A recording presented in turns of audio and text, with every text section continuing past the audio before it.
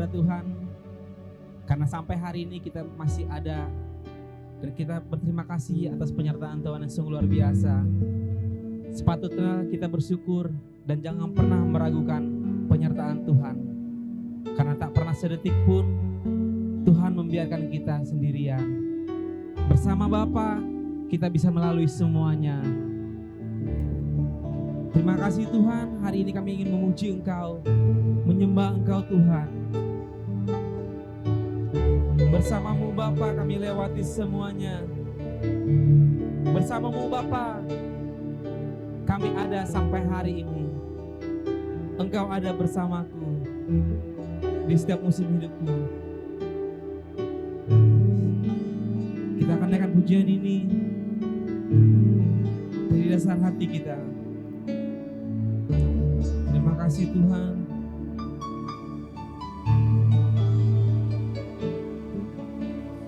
Engkau ada bersamaku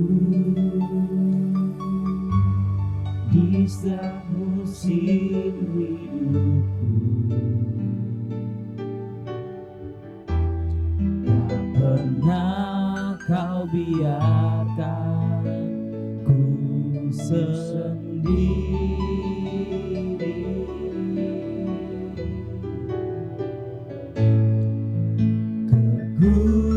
Kekuatan di jiwaku adalah bersamamu. Tak pernah ku ragukan kasih-Mu. Bersama-Mu Bapa, bersama-Mu Bapa, ku lewati semua perkenanan-Mu ya.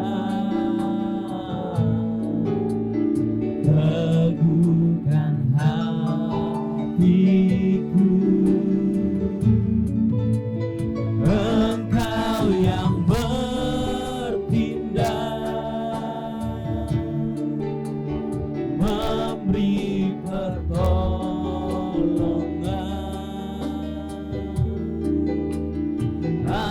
Anugerah-Mu besar melimpah baik. Kita kembali menaikkan pujian ini. Engkau ada bersamaku. Engkau ada bersamaku di setiap musim hidupku. Tak pernah Kau biarkan ku sendiri. Terima kasih Tuhan. Kekuatan di jiwaku adalah bersama-Mu. Tak pernah ku ragukan kasih-Mu. Bersama-Mu Bapa, bersama-Mu Bapa, ku lewati semua perkenanan-Mu ya. Teguhkan hatiku, Engkau yang bertindak, memberi pertolongan.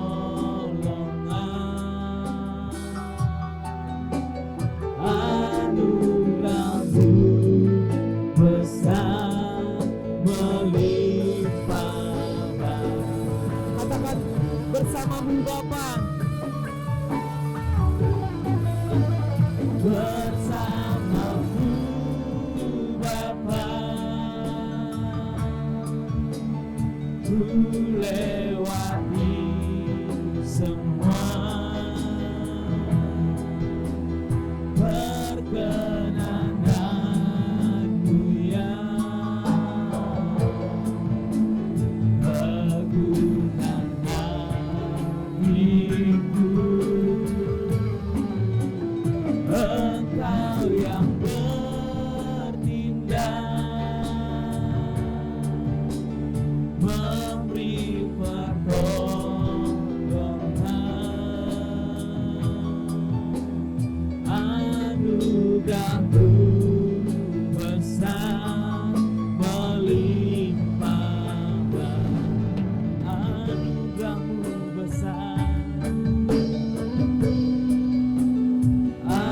Anugerah-Mu besar melimpah, anugerah-Mu besar.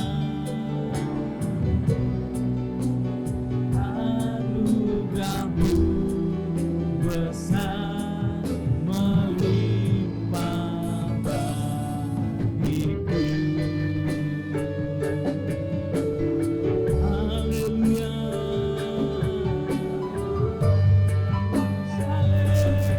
Haleluya. Terima kasih Tuhan. Terima kasih Bapa. Terima kasih atas penyertaan-Mu. Terima kasih Yesus. Terima kasih Tuhan. Kami ada karena penyertaan-Mu.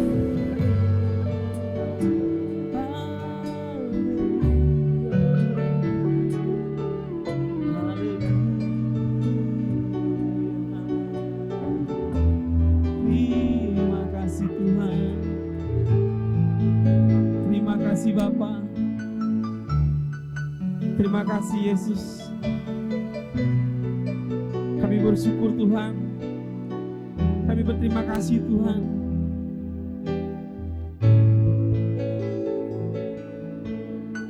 Terima kasih Bapa. Terima kasih Tuhan. Terima kasih Bapa. Terima kasih Yesus.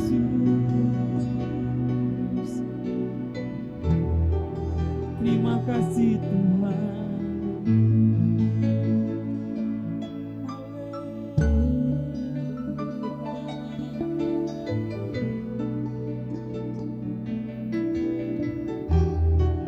Kami sungguh bangga Tuhan memiliki Allah seperti Engkau. Karena anugerah-Mu yang begitu besar, kami ada sampai hari ini Tuhan. Kami ada sebagaimana kami ada. Kami boleh memuji, menyembah Engkau Tuhan. Terima kasih Bapa, terima kasih Yesus. Hari ini Tuhan, kami mau menyanyikan nyanyian kemenangan kami. Kami mau bersorak-sorai bagi Engkau Tuhan. Melalui pujian kami, melalui sorak-sorai kami Tuhan. Mari Tuhan bertahtalah Tuhan, berkarya Tuhan dalam ibadah kami pada hari ini Tuhan. Ini kami umat-Mu, ini kami jemaat-Mu Tuhan. Siap untuk memuji Engkau Tuhan. Hanya di dalam nama Tuhan Yesus Kristus kami berdoa dan mengucap syukur. Haleluya. Amin. Sekali lagi saya mau sapa jemaat Tuhan. Shalom jemaat Tuhan. Haleluya. Kita mau menaikkan pujian, nyanyian kemenangan kita. Kita mau katakan sekarang telah tiba keselamatan yang daripada Tuhan. Oleh darah anak domba kita telah ditebus. Haleluya Tuhan. Terima kasih Tuhan. Haleluya.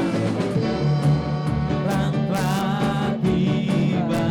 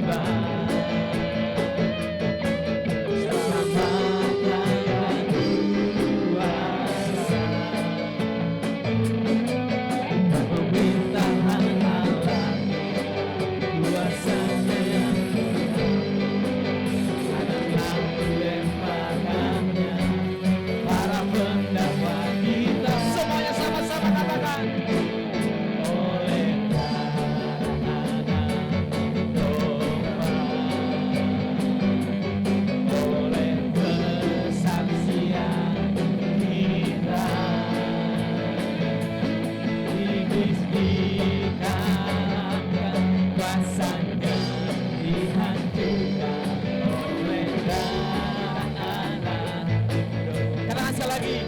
Sekarang telah tiba keselamatan kita. Telah tiba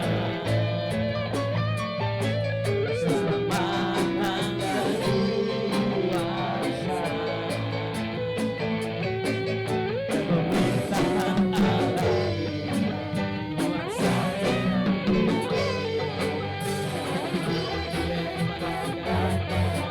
para betapa kita semuanya sama-sama oleh karena domba, oleh kesaksian kita dibikinkan rasanya dihancurkan oleh darah anak domba, oleh darah anak domba, oleh kesaksian kita iblis dikalahkan, kuasanya dihancurkan oleh darah anak domba.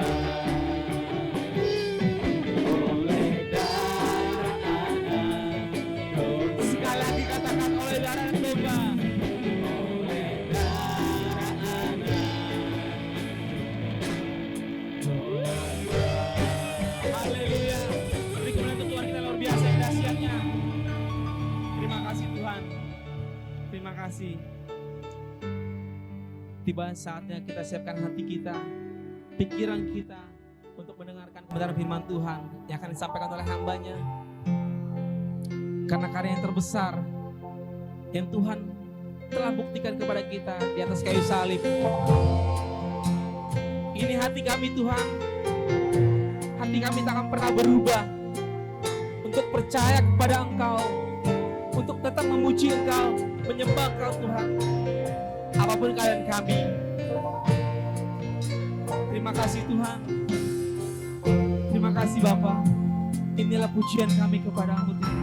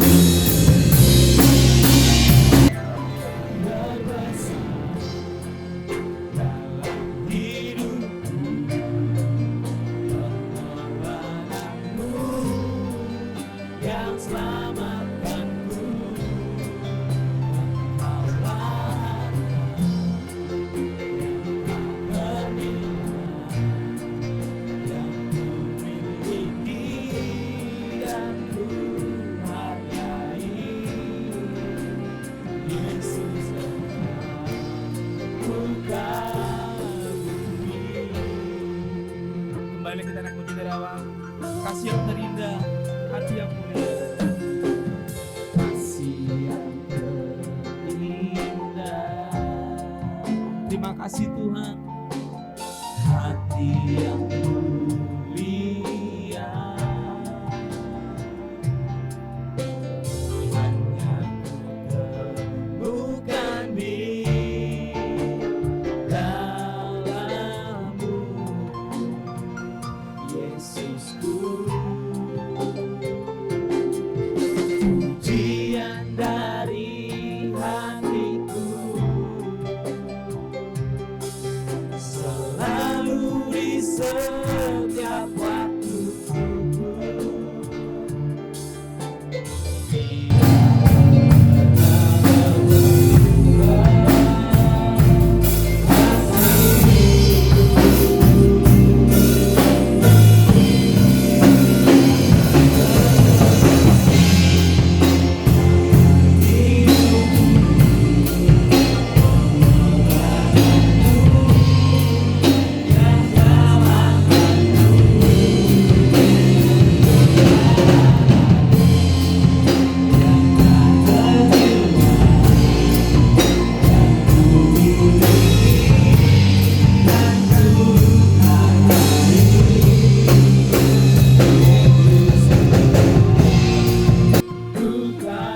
Katakan lebih lagi, karya terbesar dalam hidup kami.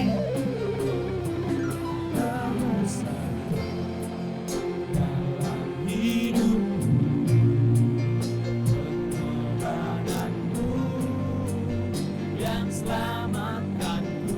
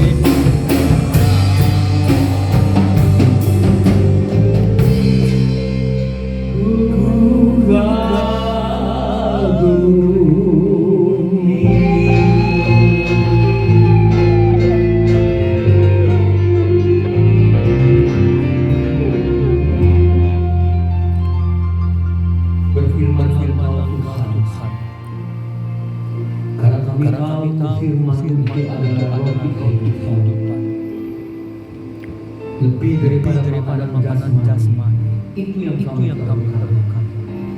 Karena itu sampaikan isi firman. Karena kami haus dan lapar akan firman. Terutama di saat-saat seperti ini Tuhan. Saat-saat yang mencekam, di mana virus corona ada di tengah-tengah kehidupan bangsa dan negara, bahkan di dunia. Berfirman Tuhan, sehingga kami tahu Engkau Allahku dan Tuhan menyertai dan selalu ada di kami. Dan kami imani kami aman dan jaga dan kami siap menyambut firman sukacita dalam nama Tuhan Yesus Kristus. Bersama-sama yang siap firman Tuhan kita katakan amin. Bapak Ibu yang dikasihi Tuhan Yesus Kristus, sudah beberapa minggu ini kita tidak bisa melakukan ibadah bersama-sama. Ya, tetapi hari ini melalui online kita akan belajar dan kita akan beribadah bersama-sama. Saya sangat berharap jemaat yang saya kasih di Prigen di Kelor untuk tetap bersemangat, dan dalam kesempatan di mana kita bisa berkumpul dengan waktu lebih banyak dengan keluarga kita, mari kita membangun satu kehidupan yang baru, membangun best keluarga, bersama-sama memuji Tuhan, bersama istri, anak, mertua, saudara-saudara kita memuji Tuhan, dan kita mendengarkan firman dengan serius. Karena itu Bapak Ibu, kalau saya ingat di mana sekarang kita tidak bisa beribadah, kita merindukan kita beribadah bersama. Inilah satu pelajaran buat kita. Apabila kita berkesempatan bisa beribadah di gereja dengan nyaman, dengan tenang, Tuhan berikan kesempatan. Seringkali kita tidak menggunakan dengan baik. Nah, saat inilah kita menyadari kita butuh untuk menggunakan kesempatan kita beribadah di gereja dan lebih bersukacita dan hari ini saya akan mengajak jemaat yang saya kasihi untuk kita merenungkan kebenaran firman Tuhan dengan satu judul, arahkan pandangan ke arah yang tepat. Arahkan pandangan kita ke arah yang tepat, saudara-saudara. Kita punya mata, kita punya kebebasan untuk melihat kanan, kiri, mau atas, mau bawah, silakan kita lihat. Tetapi bukan berarti semua yang dapat kita lihat, kita bebas untuk melihatnya. Bagaimana anugerah Tuhan dengan mata yang dapat melihat, kita dapat mengarahkan pandangan mata kita ke arah yang tepat, supaya apa yang kita lihat tentunya membawa berkat, berdampak baik untuk kita. Hari ini tema khotbah kita arahkanlah pandangan ke arah yang tepat. Firman Tuhan diambil dari Kolose pasal 2 ayat mulai ayat 20 sampai ayat 23. Akan kita lanjutkan dengan Kolose pasal 3 ayat pertama sampai ayat keempat. Kolose pasal kedua ayat 20 sampai 23 yang berbunyi demikian. Apabila kamu telah mati bersama-sama dengan Kristus dan bebas dari roh-roh dunia, mengapakah kamu menamakan dirimu pada rupa-rupa peraturan seolah-olah kamu masih hidup di dunia? Ayat 21, janganlah jangan ini, jangan cap itu, jangan sentuh ini. Semuanya itu hanya mengenai barang yang binasa oleh pemakaian dan hanya menurut perintah-perintah dan ajaran-ajaran manusia. Peraturan-peraturan ini walaupun nampaknya penuh hikmat, dengan ibadah buatan sendiri, seperti merendahkan diri, menyiksa diri, tidak ada gunanya selain untuk memuaskan hidup duniawi. Kolose pasal 3 ayat 1 sampai dengan 4. Karena itu kalau kamu dibangkitkan bersama dengan Kristus, carilah perkara yang di atas di mana Kristus ada, duduk di sebelah kanan Allah. Pikirkanlah perkara yang di atas, bukan yang di bumi. Sebab kamu telah mati dan hidup tersembunyi bersama dengan Kristus di dalam Allah. Apabila Kristus yang adalah hidup itu menyatakan diri kelak, kamu pun akan menyatakan diri bersama-sama dengan Dia dalam kemuliaan. Bapak Ibu yang dikasihi Tuhan Yesus Kristus, firman Tuhan ini mengatakan, karena itu kalau kamu sudah dibangkitkan bersama dengan Kristus, cari perkara yang di atas, cari perkara yang di atas. Pandangan hidup kita haruslah pandangan hidup yang mengarah ke atas, bukan ke bawah. Karena itu ayat 20 berkata, apabila kamu telah mati bersama-sama dengan Kristus dan bebas dari roh-roh dunia, mengapakah kamu menamakan diri pada peraturan seolah-olah kamu masih hidup di dunia ini? Ayat 21, 22 dan 23 menggambarkan bahwa kita yang telah hidup dengan Kristus tidak perlu lagi ikut-ikutan memandang arah dunia ini. Tetapi firman Tuhan mengingatkan kepada kita, carilah perkara yang di atas di mana Kristus ada, duduk di sebelah kanan Allah Bapa. Pengertian dia memandang ke atas itu sama dengan jangan memandang ke bawah. Ke atas adalah ke tempat di mana Kristus duduk di sebelah kanan Allah Bapa. Dan kalau kita memandang ke bawah berarti kita memperhatikan bumi ini, dunia ini. Mengapa dikatakan jangan kita memandang kepada arah bumi ini terikat oleh dunia ini? Maksudnya saudara-saudara jemaat yang saya kasih dalam Tuhan Yesus Kristus, jangan sampai hidup kita ini menjadi hidup yang terikat dengan ikatan-ikatan duniawi. Saya ingin membacakan dari Galatia pasal 6 ayat 14, saudara-saudara, yang berbunyi demikian. Tetapi aku sekali-kali tidak mau bermegah selain dalam salib Tuhan kita Yesus Kristus. Sebab olehnya dunia telah disalibkan bagiku dan aku bagi dunia. Siapa yang menuliskan ini? Inilah tulisan Rasul Paulus. Inilah pengakuan Rasul Paulus yang telah ditebus dan sadar Yesus telah mati bagi dia dan Yesus akan membebaskan dia daripada dosa. Karena itu Paulus menyadari hal ini, dia mengatakan bahwa dunia telah disalibkan bagiku. Kapan dia mengatakan begitu? Setelah dia tahu bahwa dalam salib Tuhan Yesus Kristus dia telah dibebaskan. Karena itu dia katakan dunia telah disalibkan bagiku dan aku bagi dunia.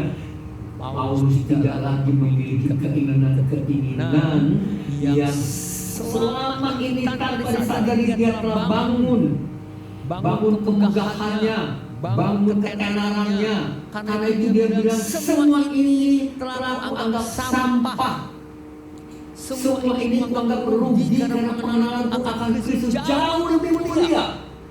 Nah, apa itu yang kasih Tuhan Yesus itu? Beginilah sebetulnya kita anak-anak Tuhan yang telah mengerti. Bahkan dikatakan apabila kamu telah dibangkitkan dengan Kristus, dibangkitkan dari hidup yang lama, berarti kita masuk dalam hidup yang baru.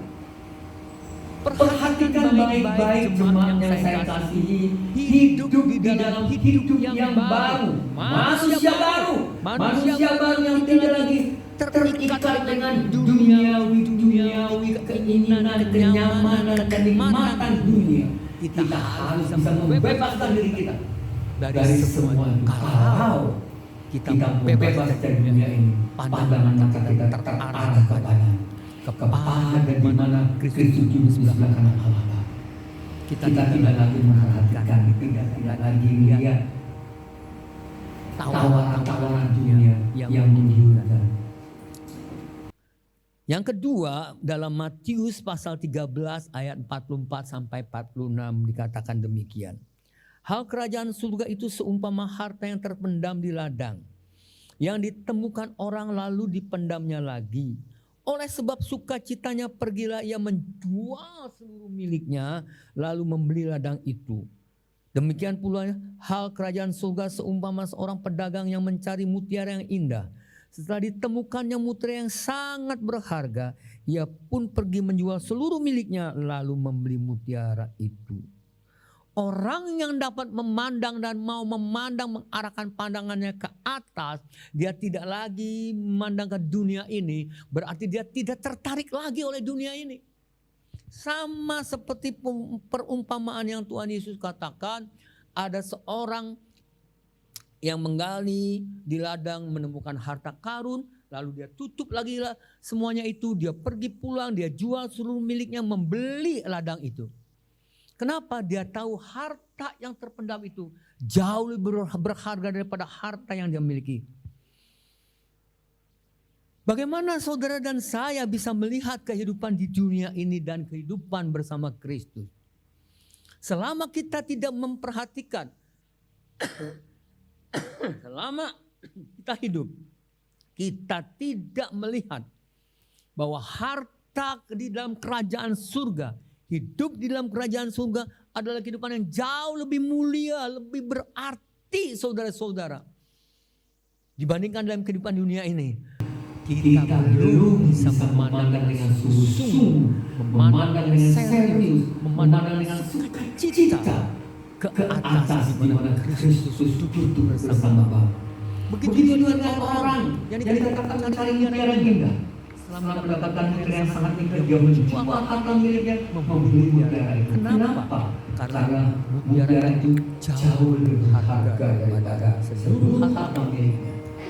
Inilah gambaran orang yang memandang atas yang tahu hidup bersama Kristus. Itu sangat indah, sangat indah, sangat indah, jauh lebih indah daripada kehidupan di dunia ini. Karena itu Paulus berkata bahwa yang kelihatan itu sementara, yang tidak kelihatan itu kekal. Inilah yang dicari oleh Paulus terus-menerus setelah dia bertemu dengan Yesus dan dia disadarkan, maka konsep hidupnya, pola pikirnya berubah. Dia sangat menyadari bahwa hidup bersama Kristus dalam kekekalan jauh lebih berarti. Karena itu dia katakan, apabila engkau terbangkitkan bersama Kristus, carilah perkara yang atas. Yang ketiga, saudara-saudara, di dalam Yakobus pasal yang keempat,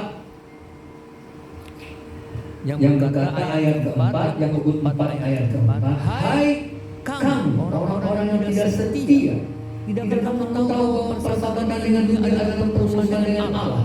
Jadi barang siapa hendak menjadi sahabat dunia ini, ia menjadikan dirinya musuh Allah. Sangat jelas, saudara-saudara, bahwa kita tidak boleh menjadi sahabat dunia. Kalau kita menjadi sahabat dunia, kita menjadikan Allah adalah musuh kita. Karena persahabatan dengan dunia adalah permusuhan dengan Allah. Karena itu, setiap orang yang tidak memandang atas, yang hidupnya mengarahkan pandangannya ke atas, sadar atau tidak sadar, dia sedang berjalan menjauhi Allah dan tidak bersahabat dengan Allah, berarti menjadi musuh Allah. Bagaimana supaya kita menjadi sahabat Allah?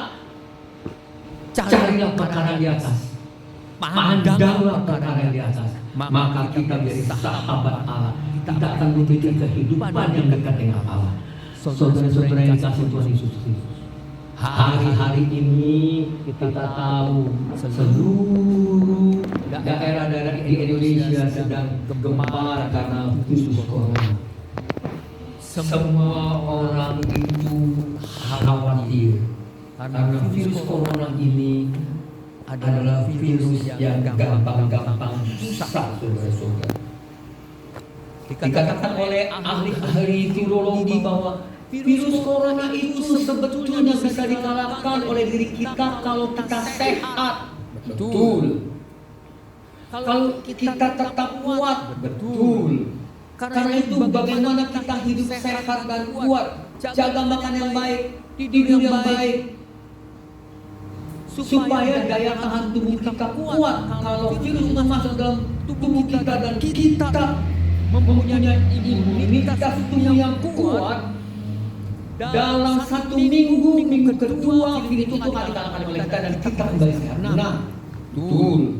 Tetapi yang menjadi persoalan saudara-saudara adalah kita tidak tahu di mana adanya virus itu, siapa orang-orang yang telah mengidap virus itu, karena ada orang yang nyatakan sehat padahal dia sudah tertular virus. Memang dia belum sakit karena imunitas tubuhnya kuat, tetapi dia bisa menularkan kepada orang lain.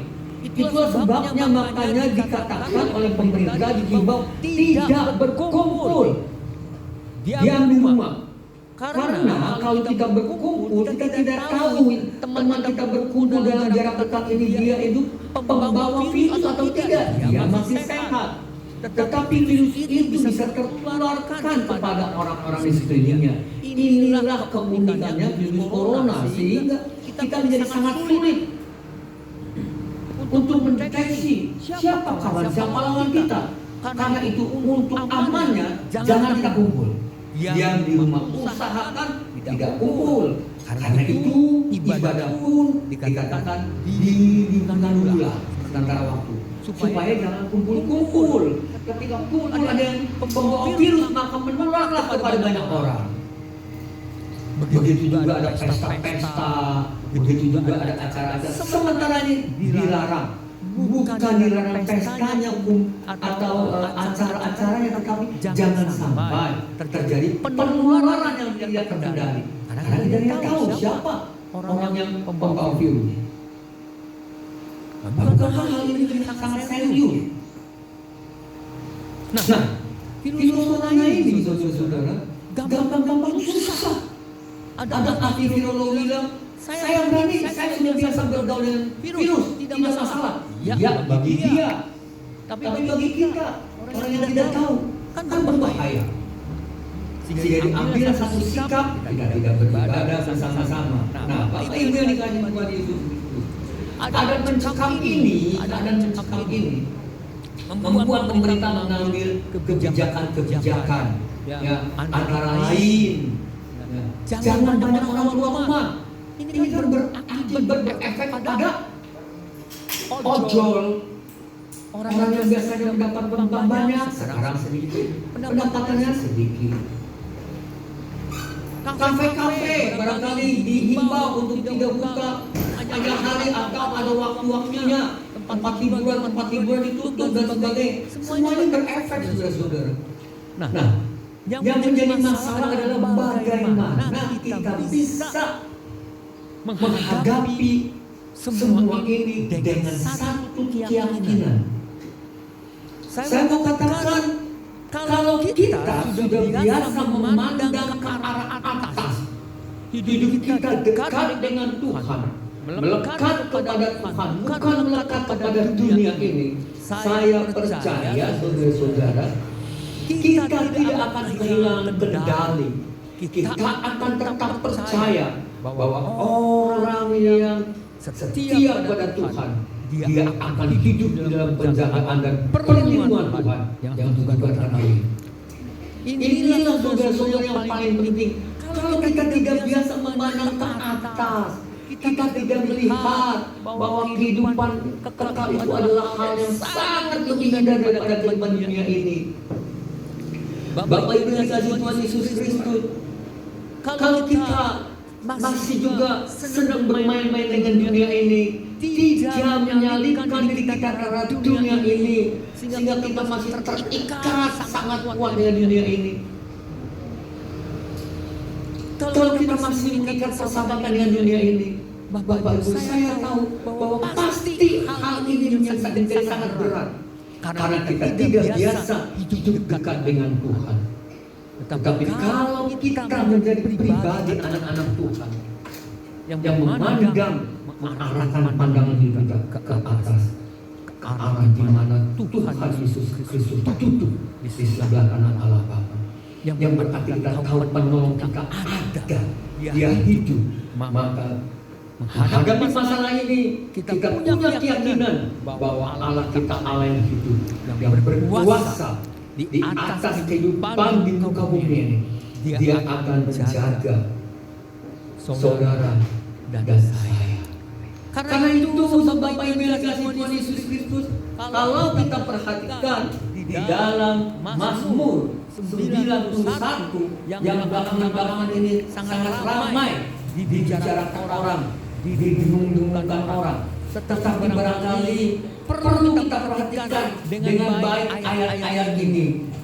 Mazmur 91 yang berkata, dalam lindungan Allah, orang yang duduk dalam lindungan yang maha tinggi dan bermalam dalam naungan yang maha kuasa akan berkata kepada Tuhan, tempat perlindunganku dan bubur pertahananku, Allahku yang ku percayai. Sungguh dialah akan melepaskan engkau dari jerat penangkap burung dan penyakit sampar yang busuk. Dengan kepaknya ia akan melindungi engkau. Di bawah sayapnya engkau akan berlindung. Kesetiaannya ialah perisai dan pagar tembok. Engkau tidak usah takut terhadap kegagasan malam, terhadap panah yang terbang di waktu siang, terhadap penyakit sampar yang berjalan di dalam gelap, terhadap penyakit bulan yang mengganggu di waktu petang. Walau 1000 orang berubah di sisimu dan 10.000 di sebelah kananmu, tetapi itu tidak akan menimpamu. Engkau hanya menontonnya dengan matamu sendiri dan lihat pembalasan terhadap orang-orang fasik. Sebab Tuhan ialah tempat perlindunganmu, yang maha tinggi telah kau buat tempat perteduhanmu. Malapetaka tidak akan menimpa kamu dan tulah tidak akan mendekat kepada kemahmu. Sebab malaikat-malaikatnya akan diperintahkannya kepadamu untuk menjaga engkau di segala jalanmu. Siapa orang ini, saudara-saudara? Apakah semua anak-anak Tuhan? Tidak, saudara-saudara.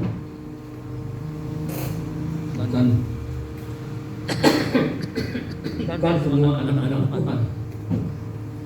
Ayat 14 berkata, sungguh hatinya melekat kepadamu, maka aku akan meluluhkannya. Aku akan membentenginya sebab ia mengenal namaku. Bila ia berseru padaku, aku akan menjawab. Aku akan menyertai dia dalam kesesakan. Aku akan meluluhkannya dan memuliakannya. Dengan panjang umur akan kenyangkan dia dan akan kuperlihatkan kepadanya keselamatan daripadaku. Siapa orang ini? Jelas saudara perhatikan dalam Mazmur 91. Orang yang hatinya melekat, orang yang hatinya melekat pada Tuhan, pasti pandangan hidupnya memandang ke atas, di mana Kristus ada duduk bersama dengan Bapa. Pasti dia akan mencari kebenaran kerajaan Allah, kebenaran firman Tuhan, bahwa kerajaan Allah itu lebih berharga, seperti harta karun, seperti mutiara yang indah, yang dia rela menjual semua hartanya pun mendapatkan. Mungkin selama ini kita merasakan bahwa mengikuti Kristus menjadi tidak nyaman. Ya. Menjadi tidak nyaman karena kita tidak ingin mendekatkan diri pada dunia. Kita tidak mau menjadi sahabat dunia. Kita menjadi sahabat Allah.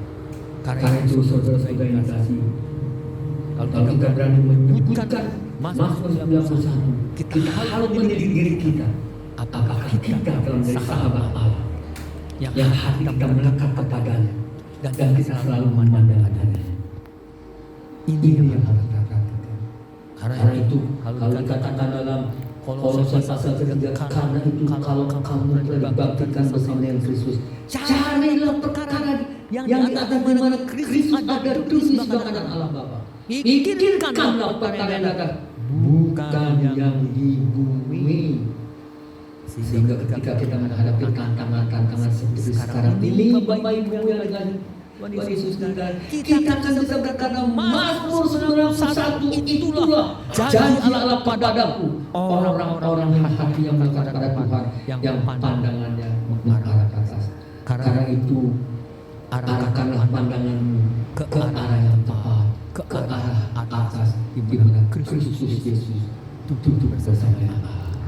Kiranya kebenaran firman Tuhan ini mengingatkan kepada kita untuk kita tetap setia. Semakin hari kita semakin setia, semakin hari kita semakin melekat. Ajak seluruh keluarga kita bersama-sama datang kepada Tuhan. Tuhan memberkati. Amin. Firman Tuhan. Mari kita tundukkan kepala, kita berdoa untuk firman Tuhan, dan juga kita ingin menyiapkan diri untuk menerima perjamuan kudus ini. Hari ini tanggal 5 April, awal bulan April, seperti biasa kita akan melaksanakan perjamuan kudus. Karena itu sidang jemaat yang ada di rumah, persiapanlah roti dan anggur. Kalau tidak ada anggur mungkin bisa ada dengan minuman sirup. Tidak ada roti bisa dengan biskuit. Karena yang paling penting adalah kita menerima tubuh dan darah Kristus.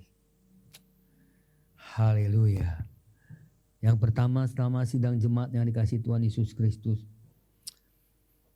seperti biasa ada 2 pertanyaan yang saya sampaikan kepada jemaat, dan katakan amin apabila jemaat percaya dengan sungguh-sungguh.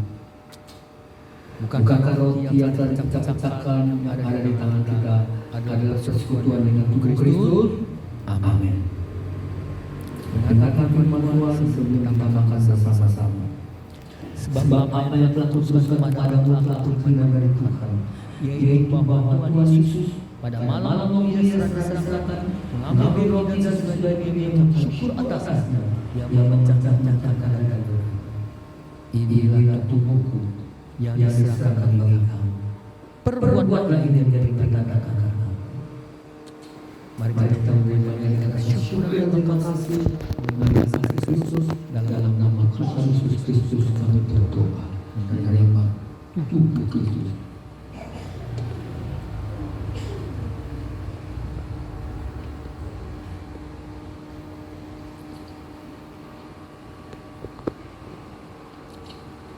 Mari siapkan cawan pendapat syukur. Pertanyaan kedua, katakan amin apabila kau percaya dengan sungguh-sungguh.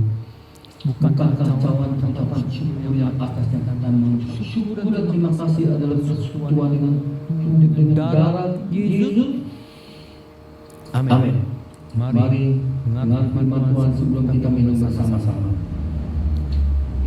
Demikian juga yang mengambil cawan maka lalu berkata, cawan ini adalah perjanjian baru yang dimeteraikan oleh darah. Perbuatlah ini setiap kali kamu meminumnya menjadi peringatan akan aku. Mari kita menerimanya dengan syukur dalam nama Tuhan Yesus Kristus. Mari kita berdoa.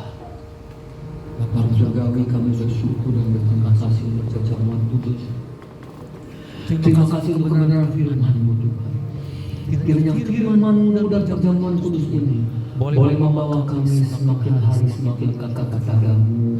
Semakin hari hati kami semakin dekat hanya kepadamu saja Tuhan. Kalau Engkau izinkan kami masih ada di muka bumi ini. Di muka bumi ini kami ingin jadi saksi-Mu Tuhan. Di muka bumi ini kami akan bekerja memuliakan Engkau Tuhan. Sampai hari-hari kami di mana Engkau memanggil kami pulang kembali ke rumah-Mu. Karena itu adalah kebahagiaan kami. Terima kasih semuanya ini. Kuatkan dan teguhkan kami Bapa, agar kami sungguh-sungguh selalu memandang ke arah di mana Kau selalu ada Bapa. Dalam nama Tuhan Yesus Kristus kami sudah berdoa dan syukur. Bersama-sama diberkati kita katakan amin. Bapak Ibu yang dikasihi Tuhan Yesus Kristus, sebelum kita menerima doa berkat, saya ingin sampaikan suatu pengumuman bahwa ibadah tanggal 5 hari Jumat, yaitu ibadah Jumat Agung, juga disertai dengan perjamuan kudus jam 10 pagi. Dan untuk gereja GBI Kelor tetap jam 4:30 sore. Persiapkan roti dan anggur. Seperti saya katakan, kalau tidak ada ya biskuit dengan RT juga boleh. Kita akan online ya. Kita akan online mulai 4:30 ibadah online saudara-saudara. Kita berdoa supaya virus corona ini secepatnya dihilangkan, dihancurkan dari muka bumi Indonesia, bahkan di seluruh dunia ini. Sehingga kita bisa berkumpul kembali bersama-sama kita beribadah. Ingat, untuk gereja Perigi, hari Jumat Agung, ibadah Jumat Agung itu mulai jam 10 disertai perjamuan kudus. Persiapkan diri baik-baik. Untuk jemaat Kelor yang kita kasih dan dicintai Tuhan, ibadah Jumat Agung mulai jam 4:30 disertai perjamuan kudus juga. Ya saudara-saudara, mari jemaat Kelor persiapkan dirimu mengikuti ibadah online ini. Tuhan memberkati. Oh, mungkin ada satu tambahan. Tanggal 12 ibadah Paskah. Ibadah Paskah tanggal 12 Perigi mulai jam 10 pagi online dan Kelor tetap jam 4:30 sore online juga. Terima kasih. Mari kita bangkit berdiri dan kita berdoa. Terima kasih Tuhan untuk kesempatan kami boleh merenungkan firman-Mu. Kami boleh beribadah walau melalui online Tuhan. Kiranya semua ini Tuhan menjadikan kami melekat dan lebih dekat lagi kepadamu. Terima kasih Tuhan. Segala pujian, hormat, dan kemuliaan hanya bagi Bapa. Hormat bagi Allah Bapa.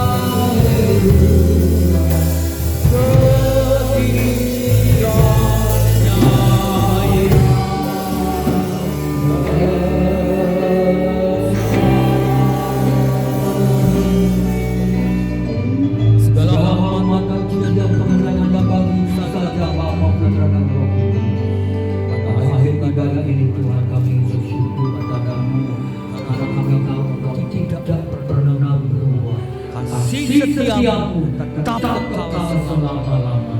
Terima kasih Tuhan. Terima kasih berkat-berkat kami ini. Kami akhiri ibadah ini Tuhan, dan kami mengangkat tunjuk atas kami semua Bapa. Karena itu mari arahkan hati kita kepada Tuhan, angkat kedua tangan kita dan pandang lawan kami. Turunlah lagi segala berkat dan anugerah, rahmat sukacita daripada Allah Bapa, kasih sayang cinta kasih daripada Tuhan kita Yesus Kristus, penyertaan pimpinan jaga Allah yang terus menyertai kita sekarang bahkan sampai selama-lamanya, bahwa dalam nama Tuhan Yesus Kristus kami berdoa mengucap syukur menerima semua berkat ini. Haleluya. Bersama-sama kita katakan amin.